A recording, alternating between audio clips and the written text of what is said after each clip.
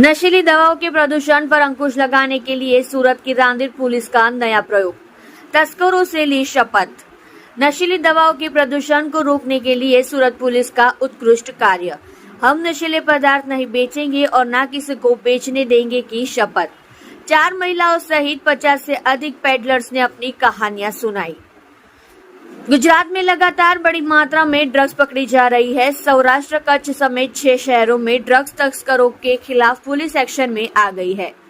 गुजरात में समुद्र या सीम से कई बार बड़ी मात्रा में शराब और ड्रग्स जब्त किए गए हैं। नशीली दवाओं के प्रदूषण पर तमाम लगाम लगाने के लिए सूरत पुलिस की ओर से एक नया प्रयोग किया गया है। रांदेर पुलिस ने ड्रग पेडलर से ली शपथ। नशे के कारण गुजरात का युवा वर्ग बर्बाद हो रहा है। राज्य में अक्सर नशीले पदार्थ पकड़े जाते हैं। सूरत पुलिस ने मादक पदार्थ बेचने वाले लोगों का पता लगाने के लिए एक नया प्रयोग किया है, जिसके जरिए आज सूरत पुलिस का एक नया प्रयोग नशे के प्रदूषण पर लगाम लगाने के लिए किया गया है। रांदेर पुलिस ने नशे के सौदागरों को नशीली दवाएं नहीं बेचने और युवाओं को बर्बाद नहीं करने का संकल्प लिया है। रांदेर पुलिस ने पहली बार यह संकल्प लिया है कि वे न तो ड्रग्स बेचने वालों को नशीले पदार्थ सेवन करने देंगे और न ही किसी को बेचने देंगे।